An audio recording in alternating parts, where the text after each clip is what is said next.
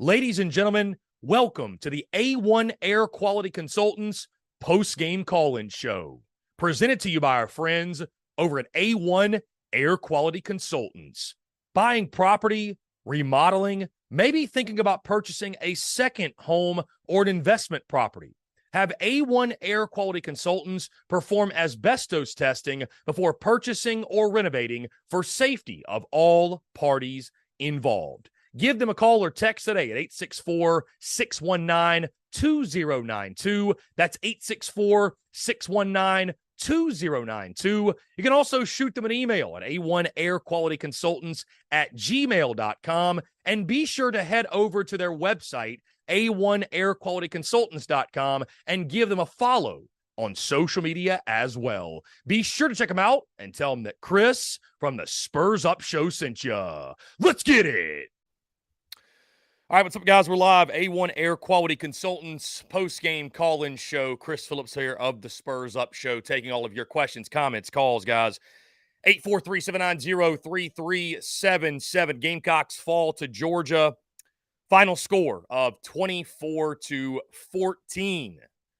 And what a game it was. What an effort by South Carolina. The second half, extremely disappointing after a 14-3 lead at halftime. I think a lot of positives to take away, but right now, immediately after the loss, probably not the thing on the top of people's minds. So, guys, we're going to open it up. First thing I want to say, thank you so much to A1 Air Quality Consultants for sponsoring the Spurs Up Show. Check them out. Tell them that Chris sent you. And again, we appreciate those guys. Without further ado, guys, we'll open it up. 843-790-3377. The phone lines are officially open for you all as we react live to the Gamecocks' 24-14 loss at the hands of the Georgia Bulldogs. I want to hear from you. I'm sure there's a lot of takes out there, opinions. I see the comments rolling in, guys. I can appreciate you all tuning in. Let's see. Here we go. We'll go ahead and jump to the phone lines. Call from Andrew. Andrew, what's going on? How are you? I'm good, man. How are you doing tonight? I'm doing well. I appreciate you asking. What's up? Oh, not much, man. I just want to say, we didn't do as well in the second half, but I really feel like this was a bright spot for our team. Kind of show that we can maybe hang in there for the rest of the year, even though Georgia didn't play as good as they possibly could have. But yeah. Also, go ahead.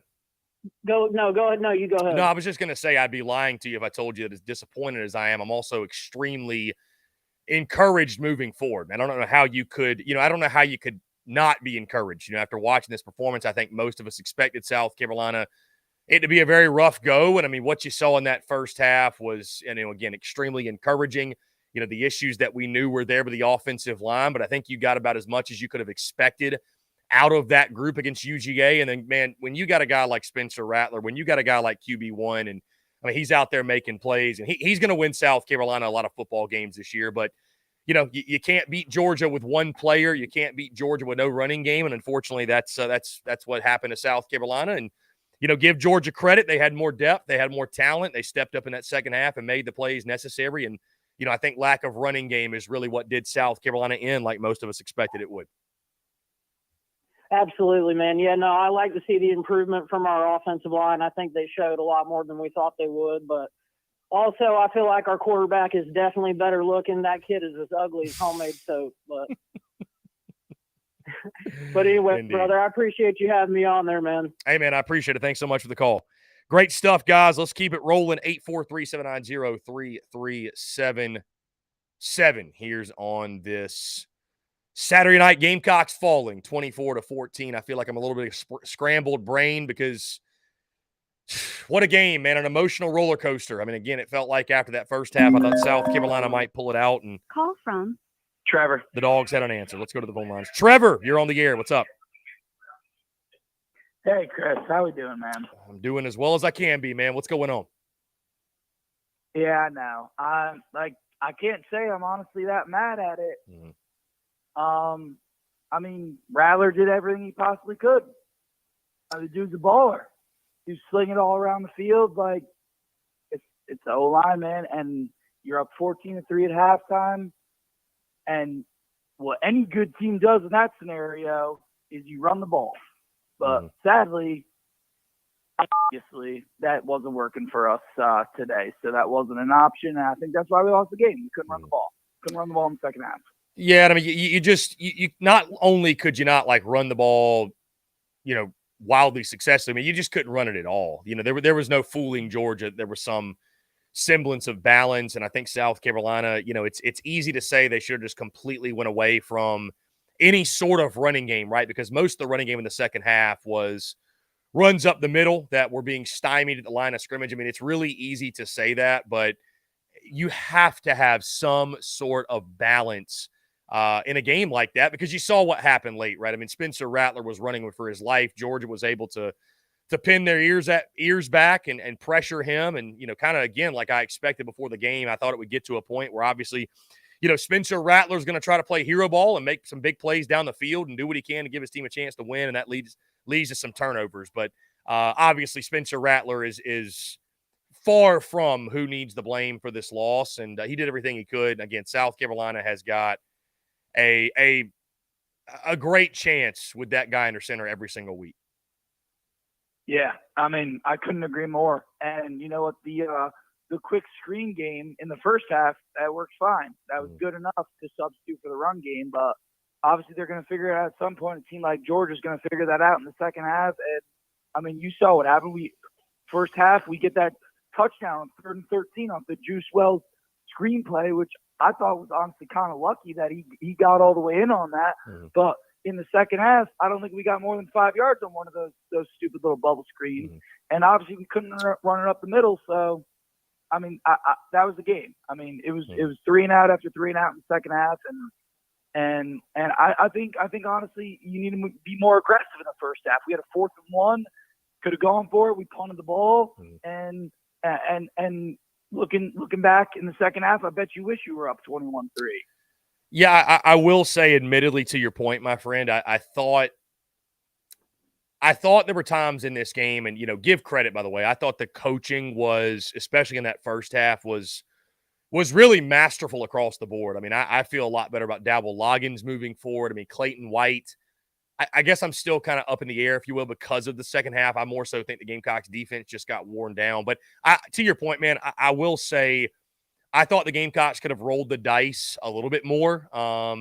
South Carolina played like they were a 10-point underdog instead of a 27-point underdog. Like, you had nothing to lose. You know what I mean? And so I was surprised. There were a couple of moments in that game. I thought second half as well.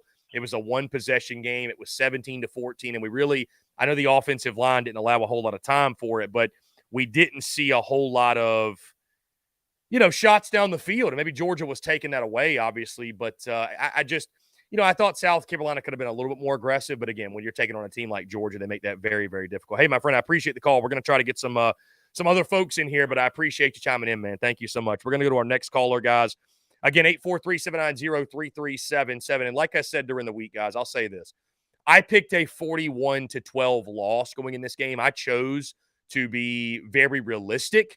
And admittedly, I was surprised at what happened in that first half with Georgia. I thought they were extremely conservative and didn't take the training wheels off Carson Beck, and the Gamecocks defense was much better than I expected. But you got to be encouraged by this outcome. There's no question. What's going on, man? You're on the air. Hey, Chris, man. First off, just want to start with some positives. Stop the dialogue and slander. I think first half was great. Great play calling, able to get the ball out of Rattler's hands. O-line did what they could in the first half. But, man, we cannot be giving up these penalties. How many first down opportunities were blown by these stupid penalties, jumping off sides, can't block, can't run the ball, you can't expect to win. When you're playing UGA and you can't run the ball and you're one-dimensional and they know it, you can't win. That's it. Hey, you posed a question this week. You said, if we lose by 10 points, will you be happy? I've been running up and downstairs. I can't breathe.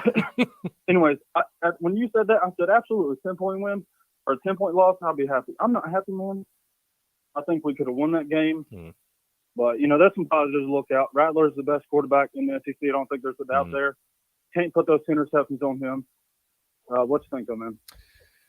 Well, I'll say this. I'm not exactly happy either. Again, I'm certainly not saying hang the banner. The Gamecocks lost by 10 to the number one team in the country. I'll say this, though. You might recall when Shane Beamer said this was a a very young team across the board. It looked like with those penalties, like you mentioned, and some of the miscues that, you hear the phrase a lot. This team is learning how to win, learning how to handle the big moment. I think today was a teaching lesson, because South Carolina went in the half up 14-3, all the momentum, and you saw what happened the rest of the way. So I think there's an opportunity for the Gamecocks to learn from it. I mean, I think based off what we saw in week 1 and what we just watched, I mean, you're choosing to be negative if you're not encouraged by that performance, right? I mean, there's things from that game that you can work with. I mean, there's let's call it what it is. There's no shame in losing by 10 points to Georgia. The disappointing part, like you mentioned, though, is you felt like you had that game. Like you had an opportunity if you could have gotten a big stop to start the second half. And even if you could have responded after Georgia scored there, you blinked an eye and Georgia regained that lead, and it was weird, man. It was like South Carolina was down 3, and it felt like they were down 13, right? Because of just the way the offense had started to sputter and the offensive line started getting dominated. I don't think the weather helped either because, of course, the rain put a premium on run game in South Carolina. It just doesn't have that, man. Just doesn't have that. So they're going to have to find ways this season. I don't think that's something that's going to get really all that much fixed. I think there will be matchups this season that'll be much more favorable, and the offensive line should be able, the running game should be able to give you something. But I don't think at any point South Carolina, running the football is going to be the strength of this team. I think they're going to have to rely on QB1, rely on Spencer Rattler. And I said it before last season, and I said it before this season. Little did I know how much it was true that this football team really, truly is going to go as far as QB1 takes them. And I don't know if that's 6 wins. I don't know if that's 8 wins. I don't know if that's 9 wins. I don't know how many wins that is, but it's going to be because of Spencer Rattler, his wide receivers, of course, but because of the play of QB1, because he's got no running game to speak of to help him at this point.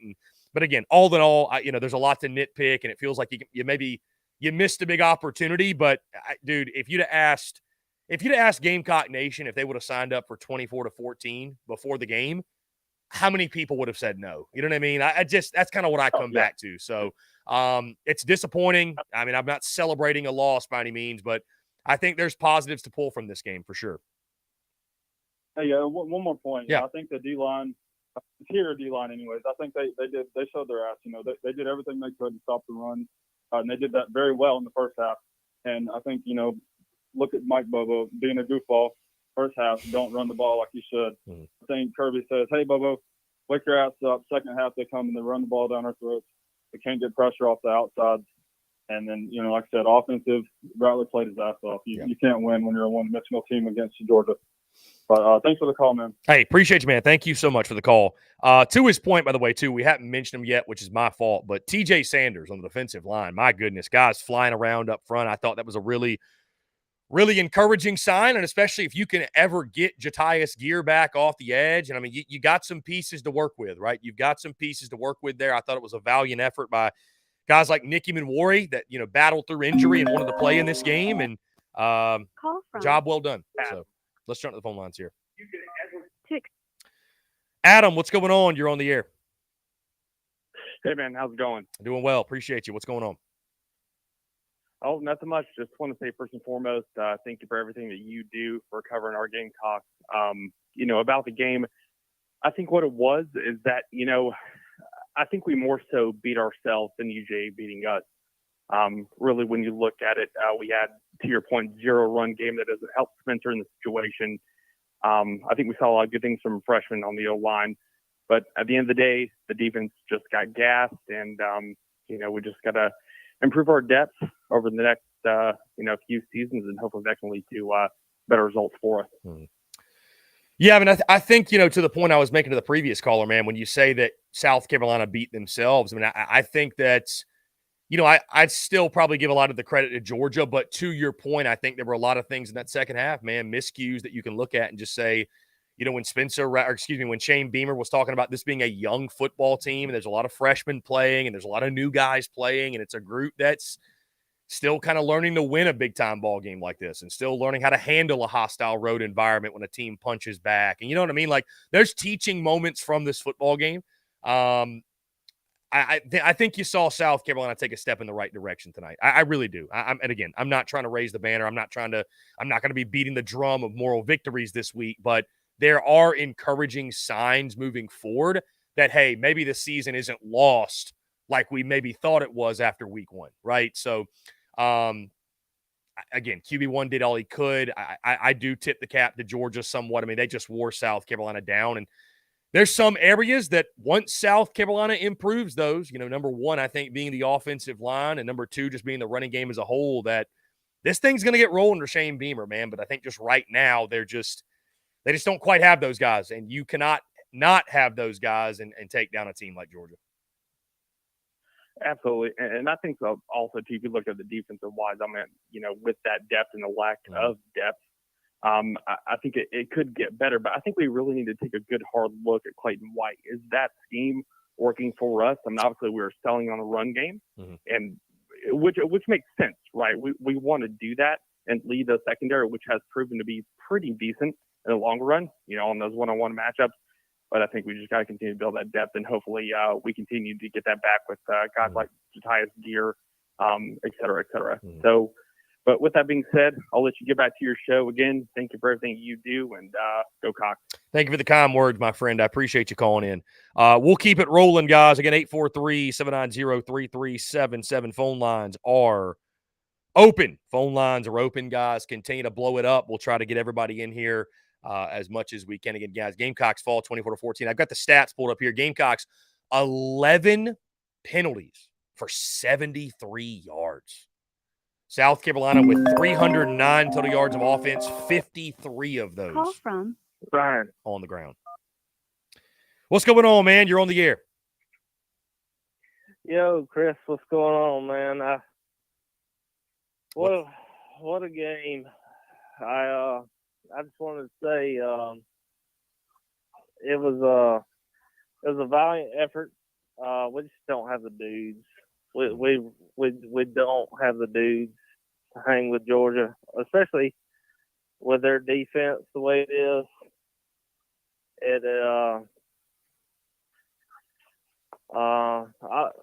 And Juice going down early. That really hurt us. But I count on us to bounce back against Mississippi State. A pretty bad Mississippi State team, to be honest with you. I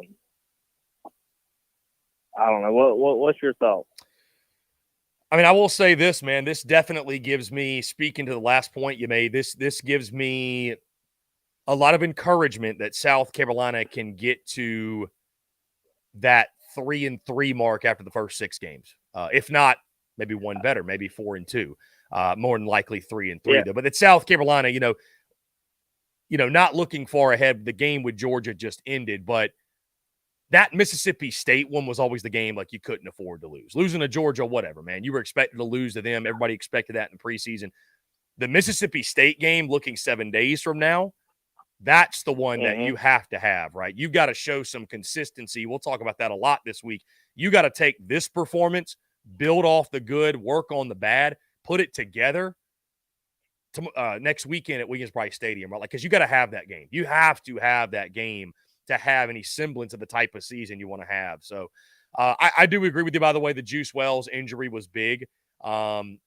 How much of a role would it have played throughout the game? I don't know, just because, again, I don't think it changes the fact that, South Carolina is not able to generate any sort of running game, but certainly having him in the ball game, if he, it's a shame that we haven't seen him 110% healthy at any point, because with what Xavier Legette is doing, the way that Omega Blake is stepping up, he had 5 catches for 86 yards.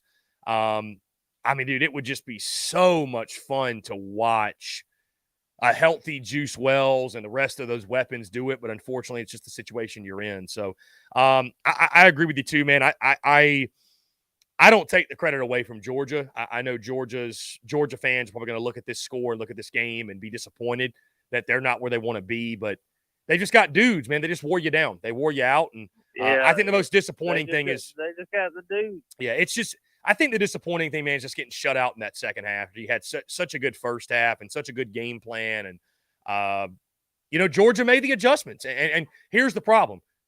as we talked about leading into the game, what's your second pitch?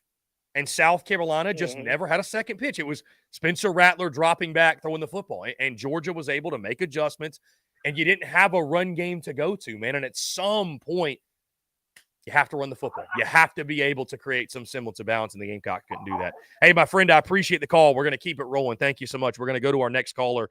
Again, guys, thank y'all for being interactive, for tuning in. The A1 Air Quality Consultants post-game call-in show. South Carolina falls to Georgia by a final score of 24-14. The phone lines are once again open. I want to hear from you again, guys. 256 passing yards from Spencer Rattler, 22 of 42, 1 touchdown and 2 interceptions. Let's jump to the phone lines here. Call from Rebecca. Rebecca, what's going on? You're on the air. I want to let y'all know that it was fucking Will's fault for the whole entire thing. If he wouldn't have got on the darn phone call yesterday, it would have been, we would have won. So Blame Will. You know what? I actually appreciate that, Rebecca, because in a world where everyone wants to blame me, I think we should blame Will instead. I think you're correct. Let's blame Will for it. That's because he's a Georgia Bulldogs fan. That would make sense. That would make sense. Yes. It is Will's fault. It is Will's fault. I would agree with you. We all agree it is Will's fault. So if he didn't spoke up in the first place yesterday, I wouldn't have went off on him and everything. But he had to put his 2 cents in. I understand that. Well, Rebecca, don't take it. Don't give Will too many lashings tonight. I know you probably have already done so, but always good to hear from you, Rebecca. We got the phone lines blowing up. We're going to keep it rolling and get some other callers in here. But taking the L after a Rebecca phone call, not something we normally do, but that's indeed the case after South Carolina falls. Rebecca calling in yesterday, and her man, Will, the Georgia fan. It's his fault. Let's blame him. Yeah, for sure. Again, guys, going through these stats. Gamecocks 5 of 13 on third downs, 1 of 2 on fourth downs. Call from Tyler. What's going on, man? You're on the air. What's going on, Chris? Man, what can you say? That was one heck of a first half we had, man. I was so excited. Must have been the longest halftime. Mm-hmm. But man, I feel like they left the game plan a little bit the second half. You know, they kind of went away from some of the screen passes and the swing passes and tried to throw the ball down the field too much. Well, they did, but I think one of the big reasons they did, I think Georgia made the adjustment. You saw a couple of times South Carolina got blown up, and so I think they just had to do something different. Did they abandon it too quickly, or did they go just completely away from it? I mean, that's up for debate. I think they did, man. Mm-hmm. Yeah, I think they did. I think they were running a lot of deep routes, didn't really leave a whole lot of checkdowns open.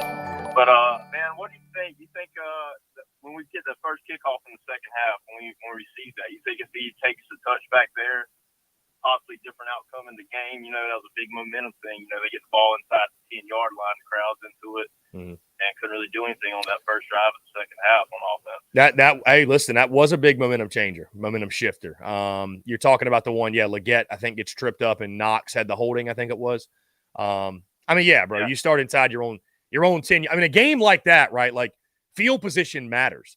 I still continue, I'll say this too, just kind of on that side note, I continue to be surprised that Beamer ball is not a bigger part of these games.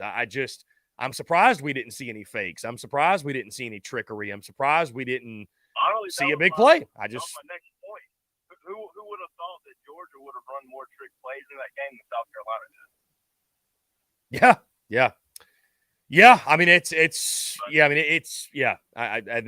that did stun me. So, I thought South Carolina could have done more in that regard, but after a loss, it's normal to nitpick every single little thing. I mean, I think there's the game. I thought the Gamecocks could have emptied the kitchen sink a little bit more, right? We talked about that this week, but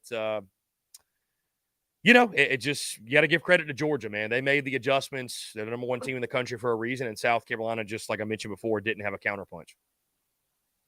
So I appreciate you taking the call. I'll leave this. Give Mario Anderson more touches at running back. Mike Davis said it on Twitter.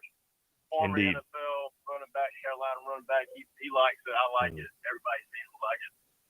Go Cox. Indeed. Hey, I appreciate the call, man. Thank you so much, guys. We'll jump back into the phone lines, 843-790-3377.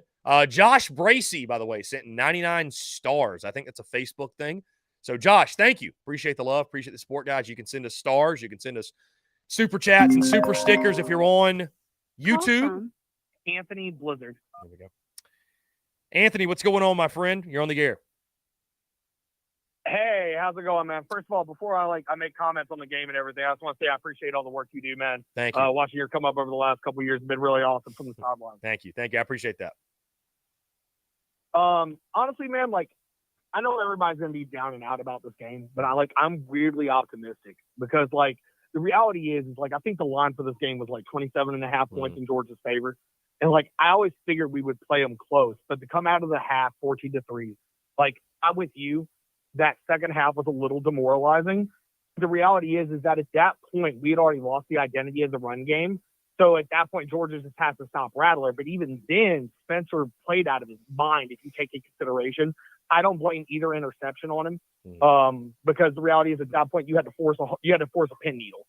I think honestly our biggest issues going through the rest of the season, I think we're gonna have to get crafty in how we make a running game. I don't think we can play hard-nosed run football right now. I just don't think we have that back. I think Mario Anderson's probably the closest we have right now, and that's no disrespect to carry on. But I'm just kind of curious what your thoughts are of like, do you think that could you see a Dow Loggins do something like how San Francisco used to run the ball through Deebo Samuel, like using the wide receivers as more in like reverses and things like that, or do you think we continue trying to run it up the gut? Yeah, but I think they've got to get creative, to your point, right? It's I don't think South Carolina's got the bodies, the big uglies, and there will be more favorable matchups, like I mentioned earlier, for South Carolina to run the football. There will be defensive lines that aren't as imposing as Georgia's, but I mean, it's the SEC, right? You face good D lines every single week, so they're going to have to do something though, because Spencer Rattler, he puts the game on his shoulder, and it's just he can't do much more, right? He needs some help. There needs to be some balance. There needs to be running game. So I think to your point, getting the receivers more involved, getting outside the tackles, doing some different things pre-snap with motion to get the defense, catch the defense off guard if we want to open up some running lanes. I do agree with you. I think Mario Anderson should be more involved. I think he's a bruiser. He's a bigger back, and I think you need that guy right now that can get the extra 2 or 3 yards because you're only getting about 2 or 3 yards a pop anyways, right? Like a guy like the Carry-On Joyner, love the kid, but more often than not, it seems he finds contact and goes down. There's not a whole lot of breaking tackles there. I was surprised we didn't see more running backs. Granted, we didn't see a lot of running game to begin with. I want to go back to the first thing you said, though, my man. Hot take that's not a hot take. It's not like you should be optimistic. Like it's not weird to be optimistic after this game. I think it's weird if you're not optimistic. I understand being disappointed and upset with the loss. My thing is like, I'm sorry, I didn't mean to interrupt you. You're good. I mean, I think like the big thing is like you walked into number one's house, and we fed like at least for one half of football, we fed them their shirt. South Carolina. We all hate each other. Yeah, South Carolina in that first half, they whipped Georgia. Like Georgia didn't give it to South Carolina. South Carolina whipped Georgia those first 30 minutes. 100%. And I mean, like, and here's the thing. Another thing that makes me optimistic is Tree and like the guys that we infused into the offensive line made big differences early. Like, and that's the other thing is like, I think we got bigger, like looking past even this season. And I know we don't try to look too far ahead, but like the next 2 years, I think we become a force to be reckoned with what's coming down the pipe and what's already said. They're so blatant played out of his mind tonight. Indeed. Hey, listen, reinforcements are on the way, my friend. And I'm just looking back at the running game because you mentioned it and kept talking about it. Spencer Rattler was your leading rusher in this football game. 8 carries for 35 yards. Those obviously coming on scrambles. Your second leading rusher and the rest of your leading ball carriers, Dak Joyner, 5 for 10 yards and a touchdown. Mario Anderson, 2 for 9 yards. And then Xavier Legette, 1 for -1. So grand total of 53 yards rushing. Also, I think the other stat that I don't know if a lot of people are talking a lot about yet is time of possession, because like that second half, more or less, Georgia just made sure they had their hands on the ball. And because we couldn't really stop the run towards the end of that because our defense was just tired. But like when you I think at one point I saw the stat was we had the ball for 20 minutes, they had it for 45. And that was when it was 17-14. I don't care who you are, boys are going to get tired. Yeah. 22:47 time of possession for South Carolina. I can't see Georgia's number here because there's something in the way, but you can do the math. Georgia, obviously, 37 and a half minutes basically of time of possession. I mean, you're going to win that ball game every time. So, Dogs were able to lean on the Gamecocks and grind that game away, and you just didn't really have the bodies to stop them or play keep away yourself. So, hey, man, I appreciate the call. Thank you so much for calling in. We'll talk again soon. Again, guys, y'all keep blowing it up. 843-790-3377 here on this Saturday night. Gamecocks fall to Georgia 24-14. Again, the phone lines are open for you all. If you have not gotten in, continue to call. A busy night, of course, as we react to South Carolina falling to 1-2 on the season. Carolina falling to 1-2 on this season. Let's shut the phone lines here. Call from. Hello? What's going on? You're on the air. Hey, this is Claire from Somerville. I was just wondering why tonight Nicholas Harbor didn't play. That's a great question. I wish I had the answer. You know what I mean? I know he's a true freshman, and he had been dealing with somewhat of a banged up shoulder, but he looked pretty good last week. So, and I know there's other guys, like Omega Blake and Xavier Leggett and Trey Knox and others that get out there. But I love Luke Doty, and I thought he did some great things. But it's surprising to not see Nick Harbor out there. Again, he's adjusting to the collegiate game, but it's you think of a guy with that size, that speed, that athleticism.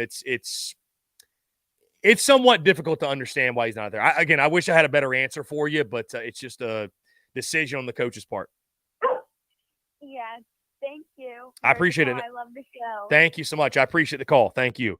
We'll keep it rolling, guys. Again, that's a great question. Listen, I love Luke Doty, but I mean, that one of those passes late in the game that it was thrown a little high, but Luke Doty got his hands on it. You know what I thought to myself? I wonder if Nick Harbor would have caught that. I don't know how Luke Doty's more prepared to play wide receiver Panic Ritter than Nick Harbor is. Let's jump to the phone lines. Panic Ritter, you're on the air. What's up? Hey, thank you for taking my call. But I'm happy with the close game, but this is what happens when you fail to get a proven running back in a transfer portal and an O-line that knows how to block. No disrespect to the Newberry guy, but we need someone who play against good competition. I wish I was still in school. I would have came out and tried out for the Carolina running team because at least I'll make a better attempt and block too and run too. Next week's a big game, so I hope we win. Panic Ritter, well said, my friend. I appreciate you calling in. It's always great to hear from you. Listen, I've been very critical of it. I mean, I'll say this. As critical as I was of the offensive line after the UNC game and after Furman, really, I feel like you got all you could out of that O-line. I really do. I think you got all you could out of that O-line. Call from. Brad from Simpson. Brad from Simpsonville, you're on the air. What's up, my friend? Not much, man. In a way, I'm disappointed, and in a way, I'm not. I mean, honestly, you think about it, and you got all this offensive line help coming. You like to think the defensive linemen, the young guys are going to be developed. I mean, I don't know what else to say, but, you're excited about the future, but it still kind of hurts. It does hurt, man, because losing sucks. But to your point, I'm excited about the future because I think South Carolina is, continuing to add pieces. And as long as they do that and they have a big-time quarterback, and I think even after Rattler leaves, Lenora Sellers, you feel like he is that guy. I mean, I think as long as South Carolina, again, continues to add high-quality pieces, the problems are very clear. The deficiencies are very, very clear right now. It's offensive line, running back, and I'd say continuing to just add more pieces in the front seven, right? Linebacker, you can never have too many good defensive linemen, guys to pressure the quarterback. I thought you saw encouraging things, again, from a guy like TJ Sanders today. Nick Barrett, guys were flying around. So, they're continuing to add pieces. You're just not there yet, man. I mean, you're just not on Georgia's level. And there's a lot of evidence to support that. It's not a knock on South Carolina, but I don't think anybody sits here right now and says that the Gamecocks roster is on the same level as Georgia's, right? I mean, nobody does. I mean, these are the national champions we're talking about. So it hurts because you sort of get your hopes dashed after leading by 11 at the half and feeling like you had a really, really good shot to win that football game and not being able to come through. But at the same time, like you mentioned, I think there's a lot of positives to take away and there's a lot to build on. And I think if South Carolina can do that and learn from the mistakes and, build off the positives, I think you could still have a really, really successful year. Yeah, right. No doubt. I mean, it just felt like Debo Williams and Stone Blanton played the entire game. Mm-hmm. I mean, like, you have to your point. Can we see Pup? Yeah. Like, I just want Pup come in the game and play just to give these guys a break. Yeah, to your point, South Carolina has no depth at linebacker whatsoever, none. And I like the Kaba injury killed you. Yeah, in the second half, I felt like. Mm-hmm. Yeah, South Carolina is really, really hurting at linebacker. I think Grayson Pup Howard will be that guy at some point. I guess he's not ready to really make an impact, but you're going to need him to start playing some meaningful minutes because, like you mentioned, man, Debo Williams and Stone Blanton are doing all they can, and they're getting worn out. They're getting worn out, bottom line. So, hey, my man, I appreciate the call. Thank you so much for chiming in. Guys, we'll keep it rolling again. Do not take it personally when we hang up. We just got a lot of folks that want to chat, that want to chime in, that get their opinions out there. And, again, appreciate each and every single one of you for tuning in. 843-790-3377. Let's jump back to it. Call from Aaron Stevens, top cop. Aaron Stevens, you're on the air. What's going on? Yes, sir. I just forgive me. My whole voice is a little hoarse because I was yelling at the game today. But listen, I tell you what, we were up 14-3 at the half, and I thought we had a shot to win. And I know we all thought we did, and I was heartbroken at the end when we lost. But what do you think we can take away from this game, and do you think we can get where we want to be? What's your honest thoughts on this, Chris? Mm-hmm. I mean, I'm encouraged, man. It hurts, it sucks. I mean, it feels like you maybe missed an opportunity, but I'm actually encouraged leaving this game. I'm encouraged leaving this game. I am. This team looked a lot better than I thought they would, admittedly. I mean, I did not think this was going to be a close competitive ball game. I really didn't. The way that it played out for South Carolina offense, give credit to Shane Beamer, that entire coaching staff, for instilling great belief and having a great plan coming in this game, because Carolina jumped all over Georgia. And again, this wasn't turnover aided. This wasn't special teams aided. Carolina went out there and just whooped Georgia's ass the first 30 minutes. I mean, that was I can't overstate how impressive that is. But the problem is that Georgia's talent showed up, and the Dogs woke up at half, and they made the adjustments, and the Gamecocks couldn't make them, and they couldn't make the adjustments after, Georgia had shown they made adjustments. And, again, South Carolina just did not have a counterpunch. So it's tough to stomach when victory is right there in your grasp and you can't finish the job.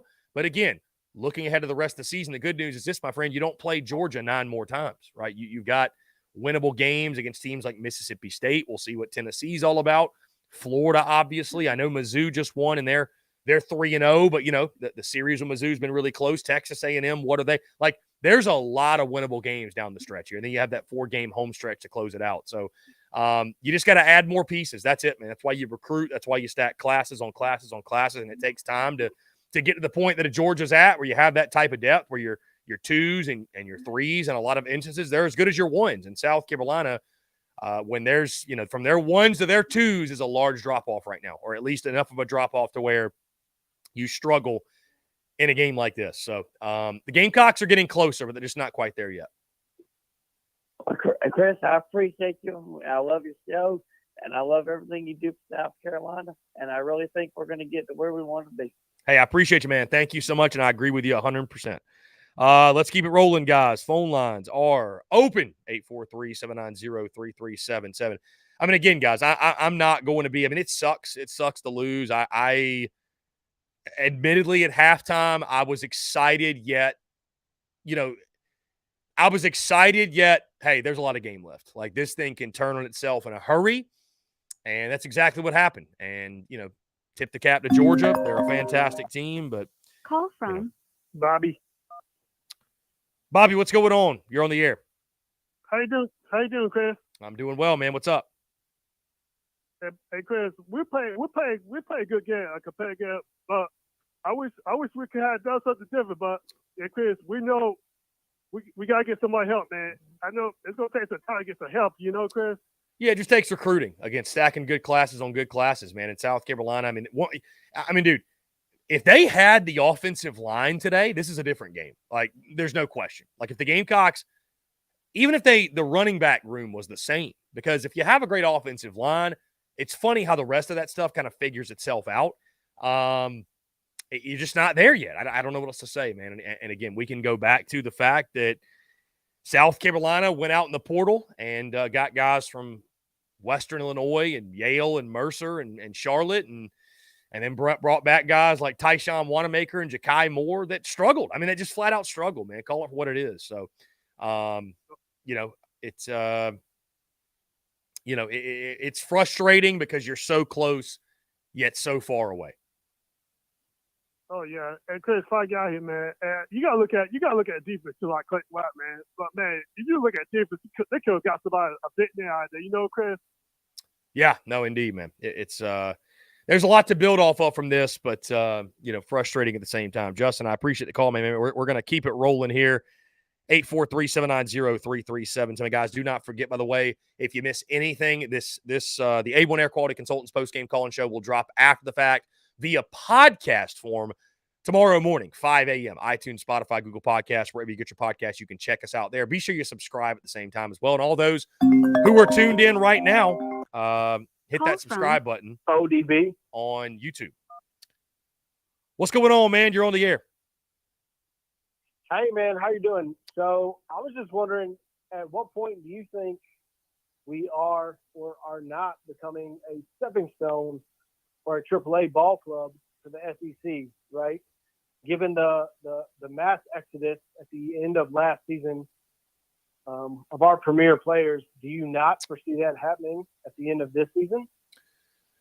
Well, I'll say this to your point. When you look back at the mass exodus, all of those guys were Muschamp guys. So if you start seeing that happening with Beamer's guys, then I'll become a little bit more concerned. But I mean, they were Muschamp guys. You know what I mean? So I when it happens once, absolutely, it can be labeled a one-off. To your point, if it happens again this year, yeah, I think there's real reason for concern that the transfer portal it's helped South Carolina a ton, but it could hurt you at the same time. Now, to be fair, though, man, you didn't – this team's biggest problem or this offense's biggest problem is offensive line. You didn't lose anybody to the portal on the offensive line. You just didn't get anybody – correct. You didn't get any difference makers, absolutely, and that is killing you right now, flat out. Right, but just we lost a ton of weapons, and do you not foresee that with guys that come and get a little bit of shine with Anderson – and Omega Blake and everybody, do you not see them, they come and get a little bit of clout and then leave for greener pastures? Because that feels like kind of the direction we're headed. Mm-hmm. I mean, it could happen. It could. It's one of those things you'll have to fight. I mean, for sure. There's always going to be the blue bloods trying to lure kids to come to their schools from, poaching a school like a South Carolina. I know people will say that's tampering, but welcome to college football, man. It's happening. Everybody's doing it. So, yeah, exactly. I don't know if it's something you can really worry about in season other than getting your guys reps and making sure that they are bought in and committed and want to be a part of your program and you're taking care of your guys. And, there's some of it, I think, that's even out of the coach's hand. And at some point, I don't know what there is you can do. If a kid wants to leave and chase the bag and maybe if you don't have the bag to give him, it could be something that you battle. So we'll have to wait and see if it becomes a trend. You hope not, obviously, but yeah, that'll be interesting to see. Yeah, for sure. Well, hey, man, I appreciate the call. Thank you so much for chiming in. We open back up the phone lines, I should say, Yeah, I don't know. I mean, those were all Muschamp guys that left. I'm not. I think Beamer's guys are bought in. I would like to believe they're bought in, and I don't think you're going to see that be like a yearly thing. I'm not going to sit here and predict, right? Predict that is going to be a yearly thing. You don't want to think it will be, but I guess you never know. Let's jump back to the phone lines here. Call from RJ. I'm from Georgetown. RJ from Georgetown. What's going on, man? You're on the air.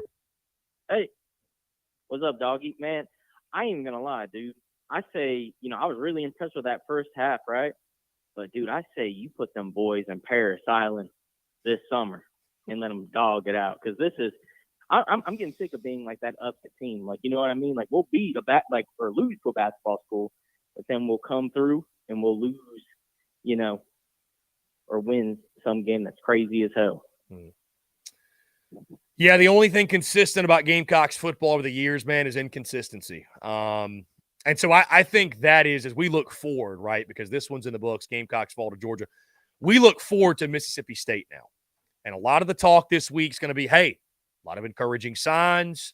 There were positives you can take away, and that is true. Now can this team build off of it and show some consistency when you take on Mississippi State in a what I would probably call a must-win game?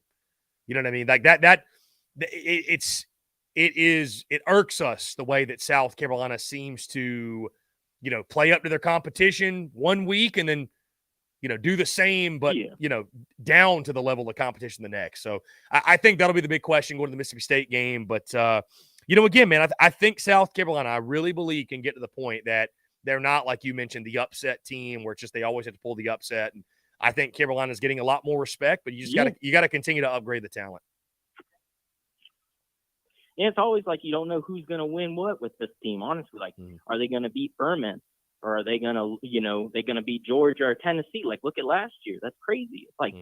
It's like, dang, this team is – I'm going to be honest with you, I might be a little mad if they beat Georgia tonight. I was like, if they beat Georgia tonight, I was about to be like, dang, like, where they been at all year with it? You know what I mean? Yeah, I mean, it's that team. I asked myself during the game, where was this team week one against UNC? Because that was not the same football team. So it's I don't know. Listen, college football is a crazy game, man. That's why it's so much fun and why we love it. It's nearly impossible to predict, and I mean that was certainly the case. Certainly the case tonight. I don't think anybody saw that first half coming, but give credit to the Gamecocks, man. They played their tails off in that first half and really throughout the entire game also. Yeah, I'm not going to lie. I am impressed. But just like, I kind of want that extra edge where they push it a little bit more. Indeed, my friend. Hey, I appreciate the call. Thank you so much for chiming in, guys. We'll keep it rolling, 843-790-3377. And, like I mentioned, guys, that extra edge, I think that extra edge comes from having more good players. That's it. That's it. It comes from having more good players and, being able to build quality depth, and iron sharpens iron. And, you look at this ball. I mean, I really thought, guys, I thought it was a valiant effort. Spur your enthusiasm. Here we go. Spur your enthusiasm. You're on the air. What's going on? Man, I really didn't think I'd get on, but here I am. Man, I'm broken. I really am. Are we going 10-2 or are we going fucking 1-11, my man? I don't know.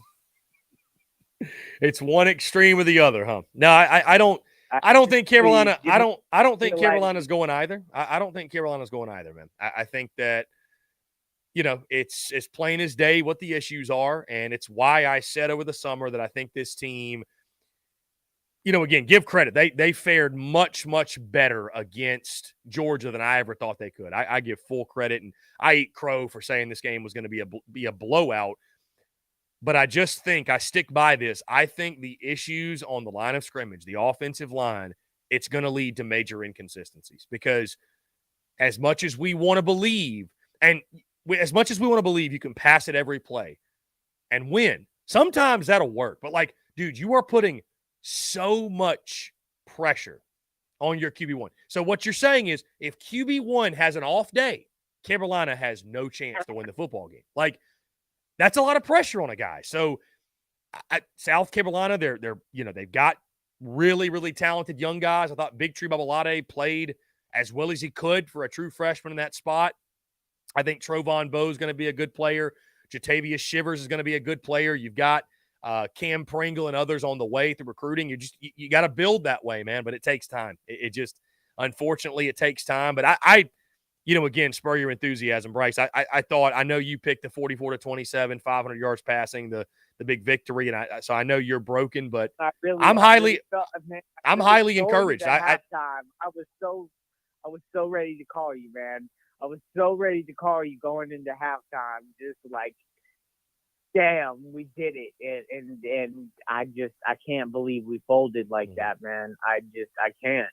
Like, it's one thing to lose a ball game. It's one thing to get your teeth kicked in, but to go into the half 14-3 against the number one team in the nation, and you go scoreless in the second half.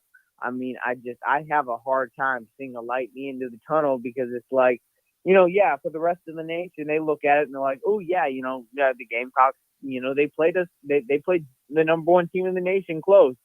I could easily see us going into this Mississippi State game and getting our teeth kicked in.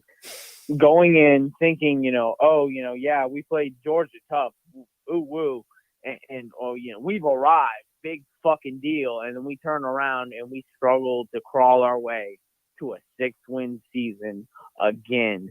And I'm not about that, man. Like, I want us to be successful. I invest so much time into this game, and to see us be this close to our goal, to see it right there on our face at halftime against the best team in the country and just fold like that. I mean, that was a tough pill for me to swallow. I'm not going to, as the number one sunshine pushing, garnet glasses wearing Gamecock in the nation, that was tough. Yeah, I mean, it was a brutal loss, man. It was a brutal loss. I think what's fascinating about this football team right now, Bryce, and again, man, I appreciate you calling in. Thank you so much for chiming in each and every single week. Guys, I think what's so fascinating about this football team right now is with Spencer Rattler, who I think right now is playing like the best quarterback in the SEC. Like, I think it's fair to say right now, you give me a power ranking, nobody's above Spencer Rattler. I mean, what he's doing right now with limited help, basically no help, at least in the running game, right? His receivers are making plays, but with limited help in the running game, if not none, with a relentless pass rush pursuing him most of the time. But what's interesting is this, like, this team, because of Rattler, this team has the upside to win 9 games. This team has enough issues and deficiencies to win 5. And that's why I picked 7-5, guys. I really thought the truth lied somewhere in the middle. And so I think there's going to be moments again where South Carolina shines and is brilliant. And, QB1 leads the Gamecocks to a big victory. And I think there's going to be other times where it's going to be really tough sledding when you face a really, really competent defensive front that can shut down your running game, make you one-dimensional, get you in a bunch of second and third and longs, and make Spencer Rattler, win the game on his own. And guess what, guys? Unfortunately, he's not always going to be able to do it. So, guys, phone lines are back open if you're trying to call in, 843-790-3377.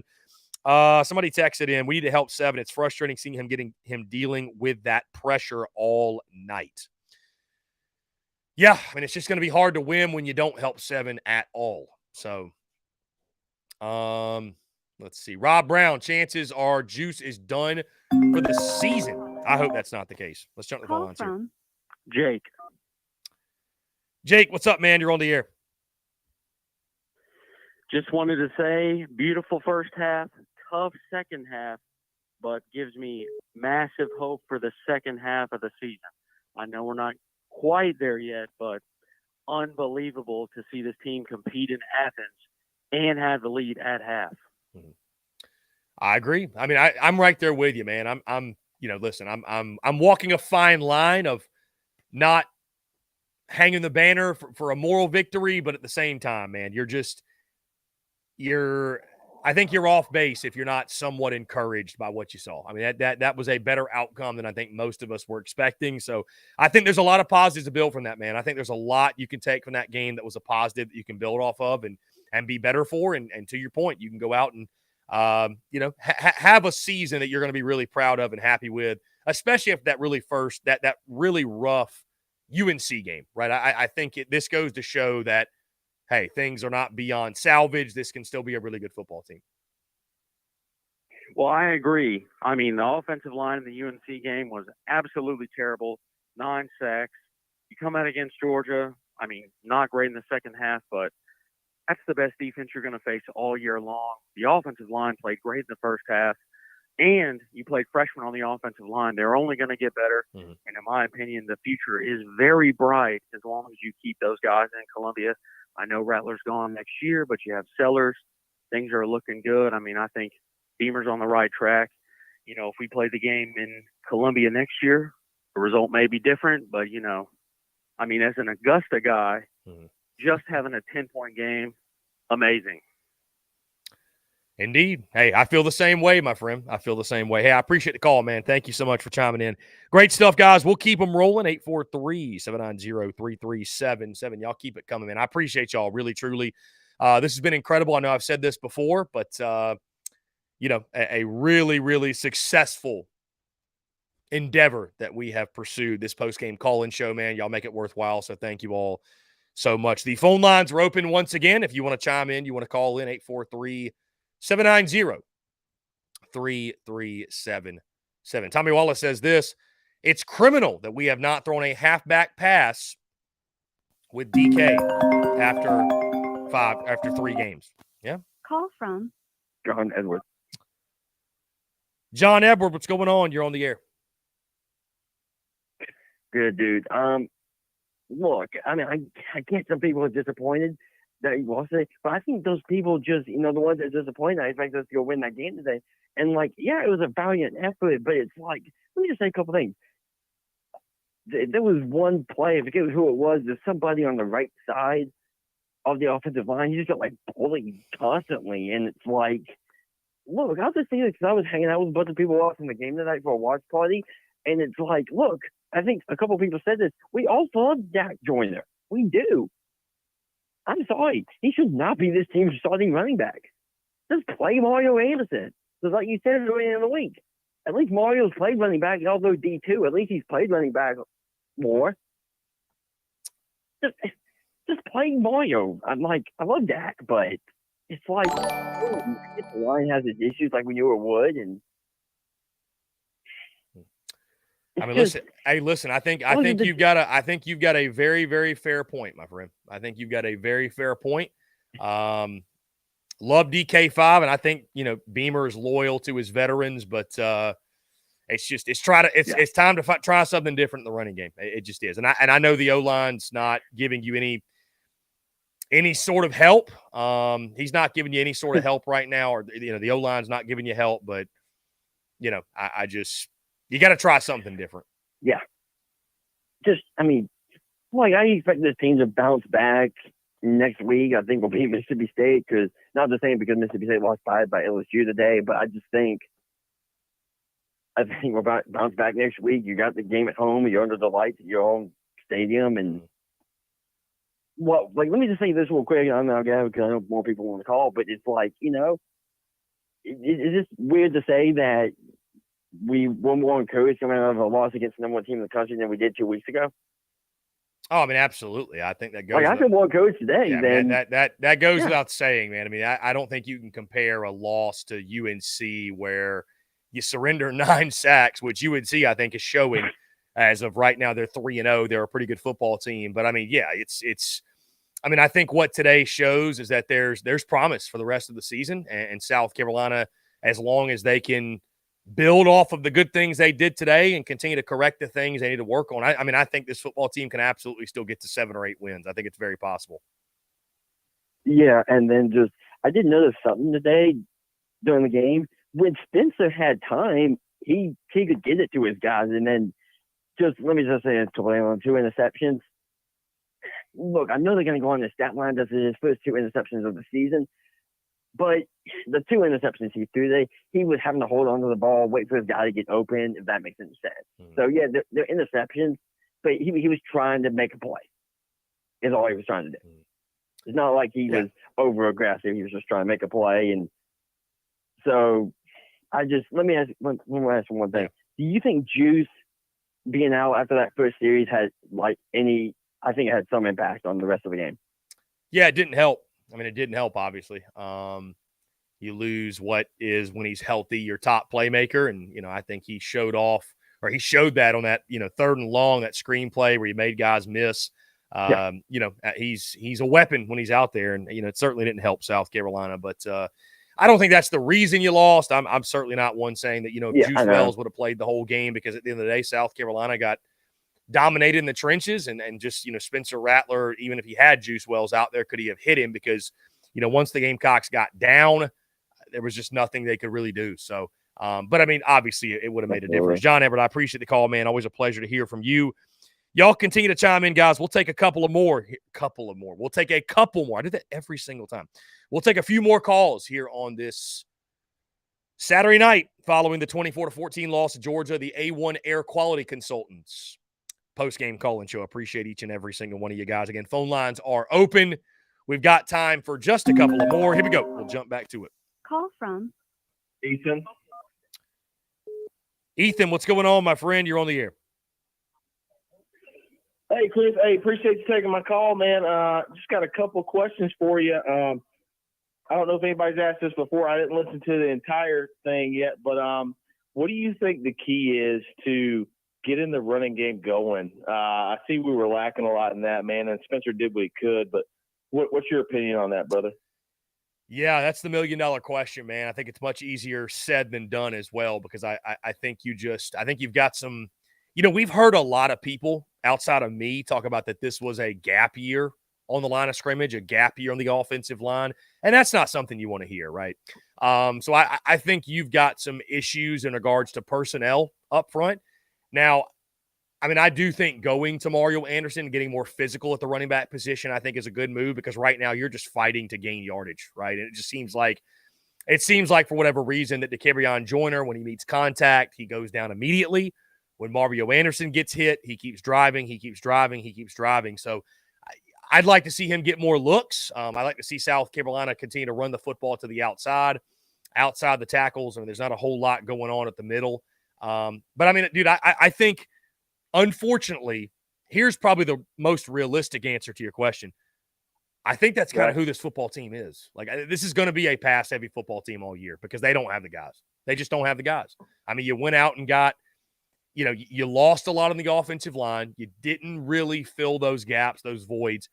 The guys who are really, really talented, they might get better. They will get better as the season goes. But, unless they're ready to step in and be big-time contributors, like, they're not quite ready. And then, you didn't land anybody out of the portal at running back, man. Like, we knew the situation coming in the season. So I think there's different things they can do to manufacture a running game. But, like, and I'll eat crow if I'm wrong, and I'd love to, but I don't see at any point this season the running game being a strength for South Carolina. I think it's all going to fall on Spencer Rattler. You just hope and pray that at times, you're able to get around that 100-yard mark. And if you can do that, I think you'll be able to find enough balance, to give Spencer Rattler a chance and give him room to operate. But I just think there's going to be a lot of frustrating afternoons trying to run the football, my man.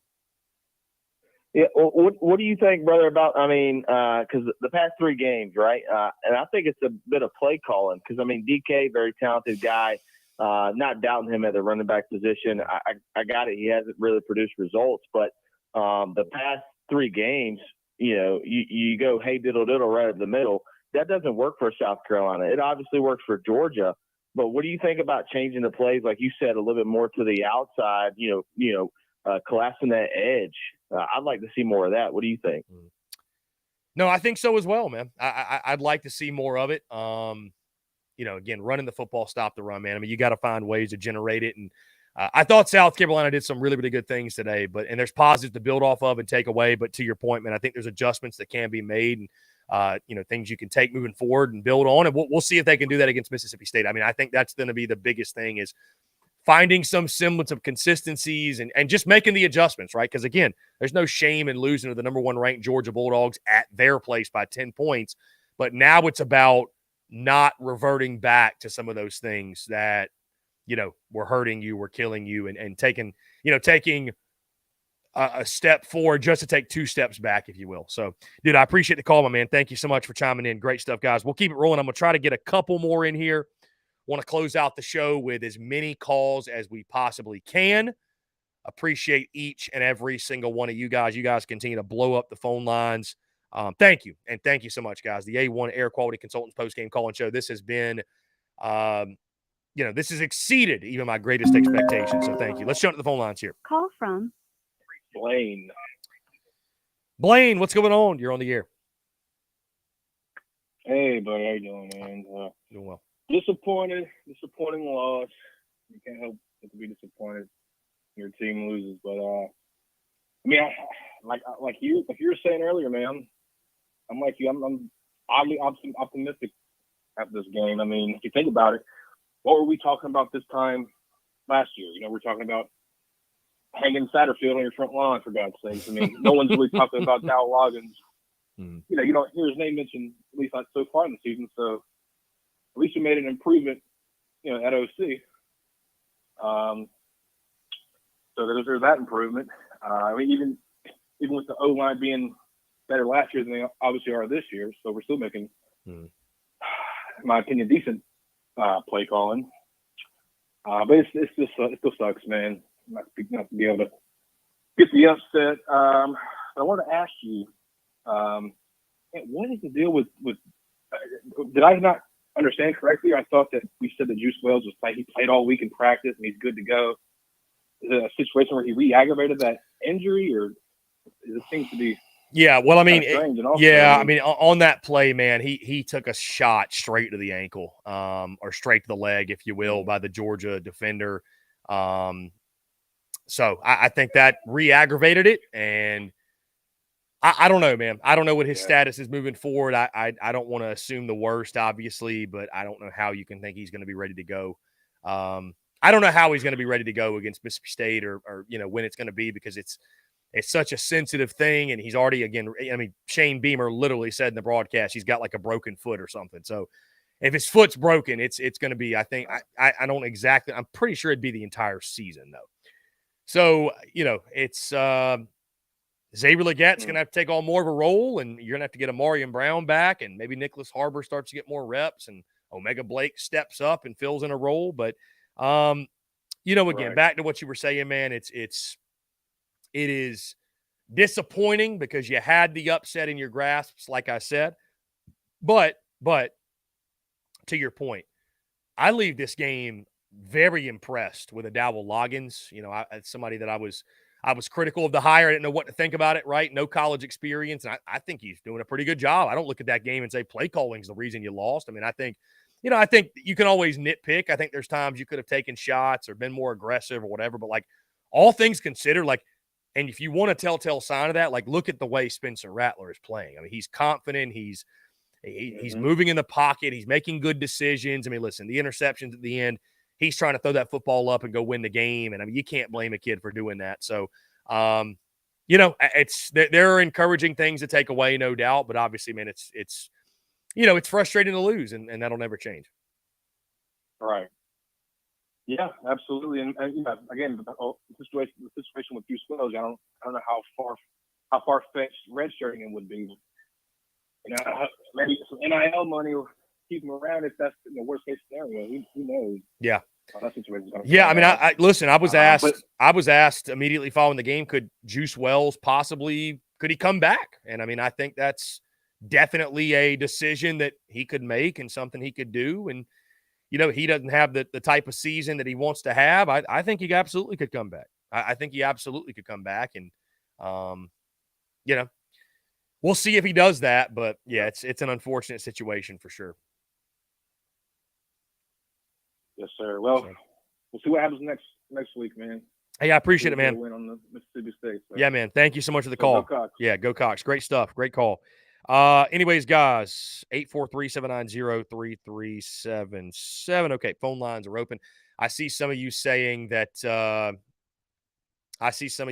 you've been trying to call in. Keep hitting it, man. I'm right here. Keep hitting it. Keep hitting it. Keep hitting it. You see we've got the new overlay on the bottom of the screen. So we've got the phone line up. We've got the store link, all that good stuff, everything. So here we go. Call from Travis Allen. Travis Allen, you're on the air. What's up? What's up, Chris? What's going on? Not much, man. Just out here in the shop watching a little football. Hey, I hope you got a bleep button because I'm going to. No, you go. Hey, speak freely, my man. Speak freely. I'm gonna give a little message to all the sunshine pumpers out there. We have a running back room that is pure garbage. I got nothing but respect for DeCarrion Joyner. He's been jerked around on this football team from quarterback to wide receiver to running back. Anderson's not a running back. He came from Newberry. Newberry, all respect to Newberry. It's down the road from my house. Hey, nothing but respect for that guy. He's a good running back, but he's not an SEC running back. Maybe Braswell in the future. I give props to Spencer. I think he did a good job tonight. I think the offensive line played above what they can do. I think the defense just got gassed tonight.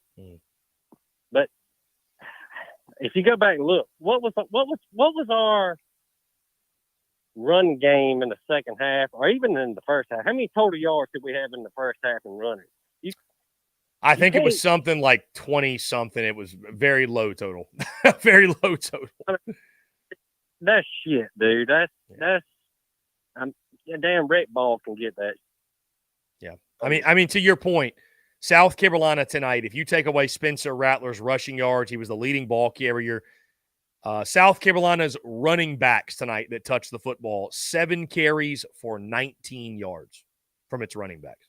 Yeah, I mean, you can't win football games like that. And you can't go 3 and out. 3 and out. When you go 3 and out, you don't have a running game. Yeah. And it's not against Karen Joyner. I think he's an outstanding dude. He's a Gamecock through and through. He's been jerked around this football team. And I put that on the coaching staff, man. You've had 3 years to get a running back. You just can't depend on somebody like Lloyd that goes to the transfer portal. You got to have a backup. Our running game is shit. It's just pure garbage. And, all the sunshine pumpers that think we're going to do this and that, you can't do it getting 20 yards in a half or 20 yards in a game in the running game. You just can't depend on passing the whole game, So I think they're doing a good job with what they got, but you can't do it when you ain't got a running game. Indeed. Hey, listen, you hit the nail on the head, my friend. You're preaching. You're preaching to the choir. Appreciate the call, my man. Well said. Thank you, Chris. Have a good night. Yeah, man. You too. Thank you for chiming in, guys. We'll take a couple of more every time. A few more. We'll take a couple more, a few more. I jumbled that I don't know why I do that. Anyways, we'll take a few more, guys. 843-790-3377. As long as the phone lines are ringing, we'll keep it rolling here on this Saturday night. Here we go. Call from Brandon. Brandon, what's up, man? You're on the air. Hey, I'm a sunshine pumper. And guess what? We're going to improve. The world. We only lost by 10 points to the best team in the country. It's not the end of the world. Okay, that's it. Drop the mic. I mean, I don't think he's wrong. I don't think he's wrong. I think anybody, I mean, to his point, and I know some are doing this, I guess, but I mean, if you're mailing it in after South Carolina lost to Georgia, I don't know what, you know what I mean? It's a disappointing loss. Don't get me wrong, but no reason to do that. No reason at all. Call from Michael Lynn. To accept. Press. Michael, what's going on? You're on the air. Hey, Chris. Thanks for taking my call. First of all, let me turn this down. Yeah, anyway, I was glad to see the run game finally, at least attempt. So the last caller talked about the run game wasn't shit, but they tried it, and Favolade and Tro up front actually had some push up there. I was good to see that.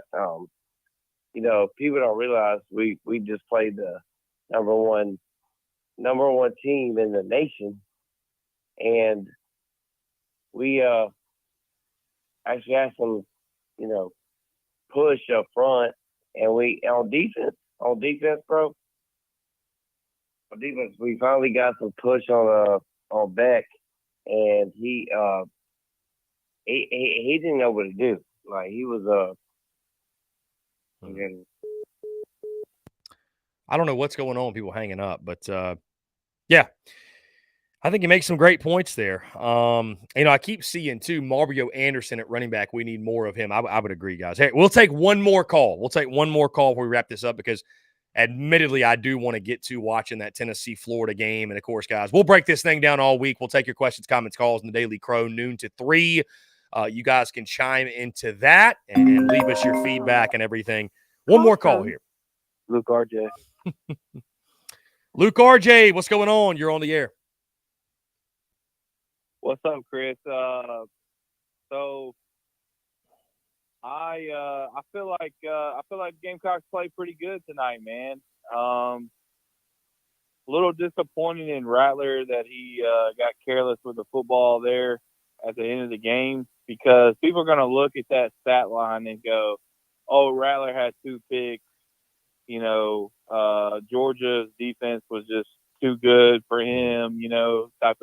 Type of thing.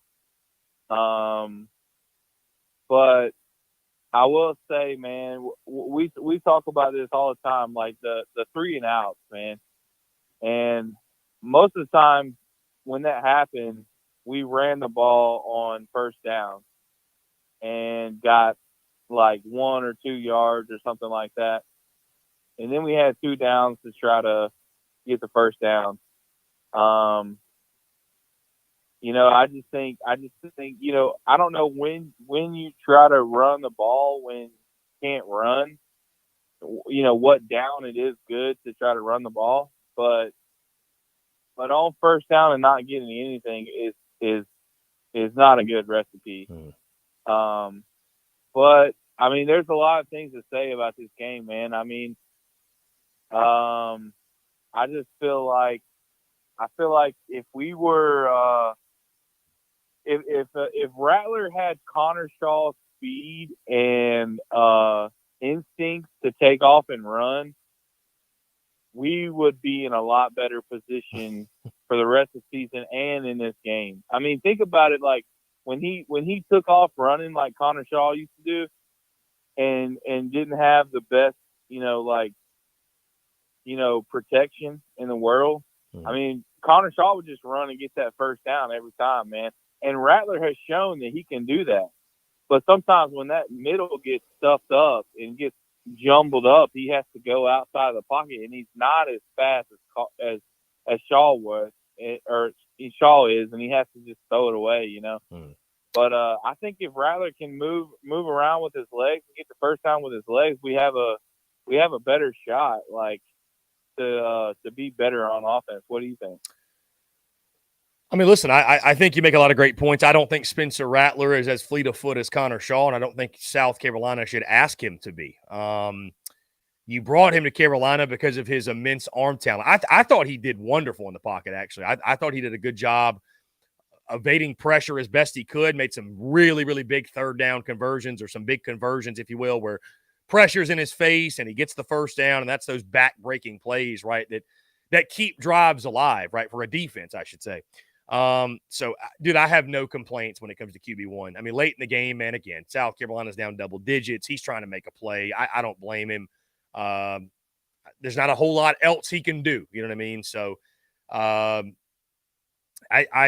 think QB1 is the least of South Carolina's concerns, and I think they've got a great chance to have a great season or a good season or meet the goals that we set, I should say, because of his performance. If he keeps this up, I mean, there's no reason why the Gamecocks can't win 8 games and match last year's win total, because having a guy like that under center playing at that level, it gives you a chance, man. It gives you a chance in every game you play. And, I think South Carolina has some very obvious deficiencies and things they're going to have to overcome on a weekly basis. But, it's like we said coming in this football game, admittedly, as you know, I locked in my score prediction. I wasn't overly optimistic South Carolina would keep it close. But as I said yesterday on the show, that if you were going to do so, having a confident Spencer Rattler was a great place to start. And I mean, he is playing with such supreme confidence and so comfortable in the offense. And, to your point, Luke RJ, I agree with you. You can't go 3 and out, right? You had 0 3 and outs in the first half and looked really good. And the 3 and outs started coming. It's such a, it tires out your defense. It's a momentum killer. And against a team like Georgia, it just,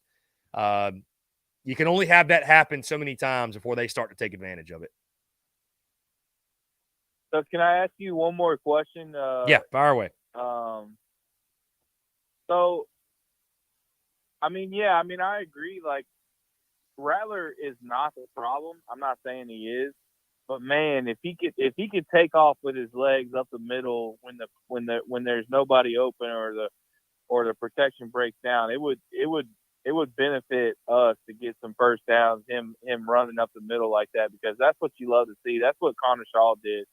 But hey, Luke RJ, to your point, Connor Shaw also had Marcus Lattimore. Connor Shaw also had Mike Davis. Connor Shaw also had Kenny Miles, Brandon Wilds. Like, he didn't do it all by himself. You know what I mean? Like, he had running backs, and he had a very capable, a very good offensive line that paved the way. So I hear what you're saying, man, but I think I'm going to have to disagree with you in the sense of, like, I don't know how you can ask Spencer Rattler to do any more than he's doing. He needs help.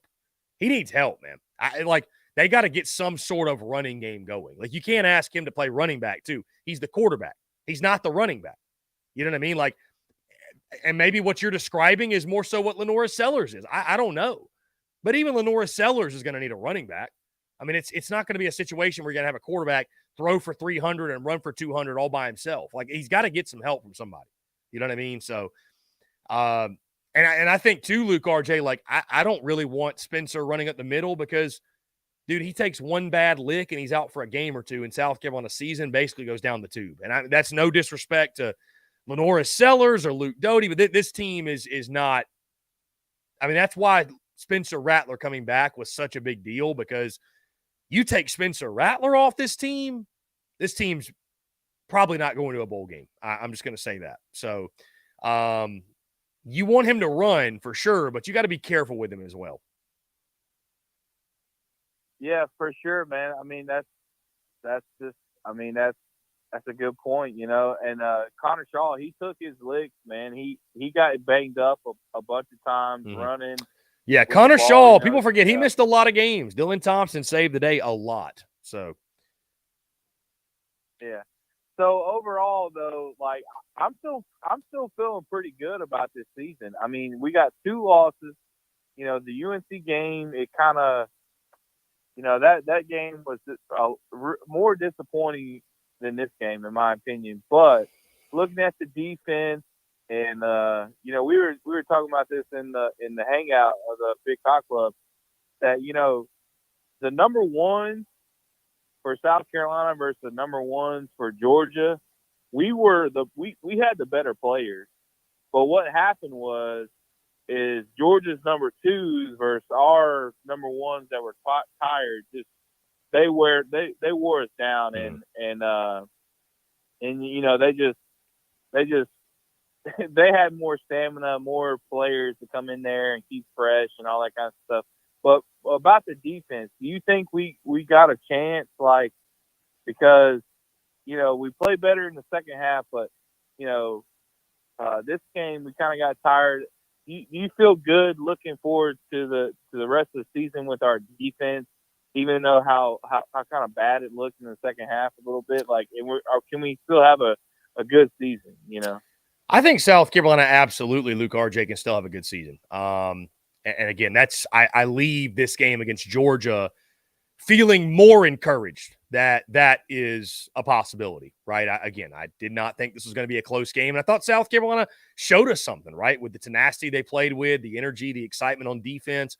If guys like TJ Sanders and Elijah Davis and Nick Barrett and Tonka and Boogie and some of these other guys in the interior can continue to come along. And, obviously Debo Williams and Stone Blanton, you got to find more depth at linebacker. I thought the secondary was fine. It wasn't dominant, but it was fine. I think Carson Beck, had like 270 yards passing, no turnovers. So, the secondary was fine. I think South Carolina, yes, Luke RJ, to your point, has the pieces to still have a successful season, yes. Now, what's successful to you? Do I think this team's going 9-3? No, I do not. Could this team still hit the 7-5 that I picked? I think they absolutely could. Now, we'll talk about it more this week. This Mississippi State game is massive. I mean, it's massive, man.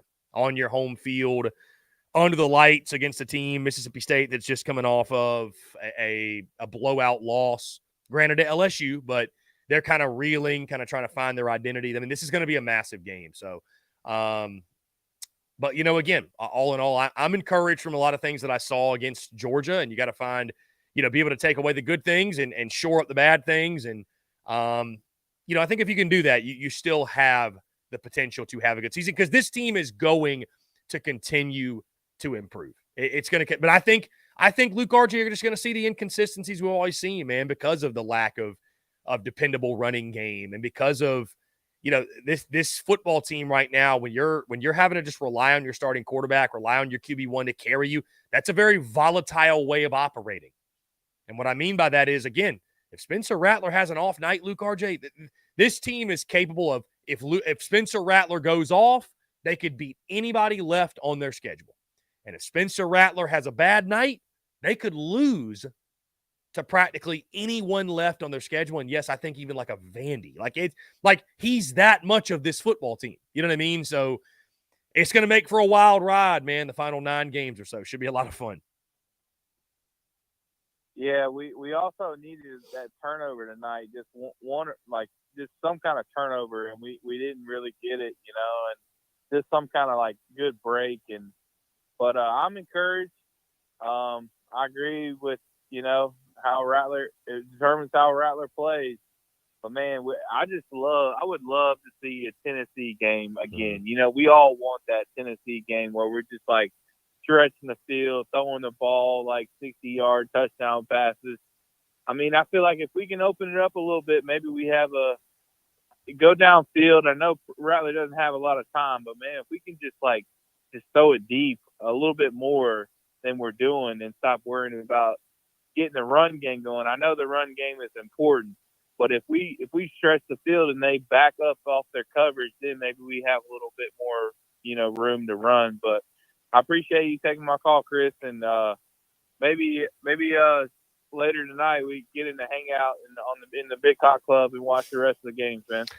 Luke RJ, I appreciate you, man. It's always a pleasure to hear from you. Great stuff as always. And guys, that's going to do it. Again, appreciate you all tuning in. Thank you all so much. The A1 Air Quality Consultants post-game call-in show will be live after each and every single South Carolina football game. We'll have a late one next Saturday night when the Gamecocks take on Mississippi State, 7:30. So, of course, we'll be live after that one. But, guys, great stuff as always. Make sure you hit that subscribe button on YouTube. Hit that bell icon so you get notifications of when we go live and when we drop new video content. Also, be sure to subscribe to the podcast, iTunes, Spotify, Google Podcasts, wherever you get your podcast. The A1 Air Quality Consultants post-game call-in show can be found there after the fact every Sunday morning. And, of course, guys, stay tuned to social media, all the content. Of course, the Daily Crow rocking as normal this week, noon to 3. So if you enjoyed what we did here tonight, you can continue the conversation all throughout the week. We'll take your questions, your comments, your calls at the same number Monday through Friday. Guys, hey, that's going to do it all for me. Appreciate you all tuning in. Thank you all so much. Y'all have a great rest of your weekend, and we will talk to you all on Monday.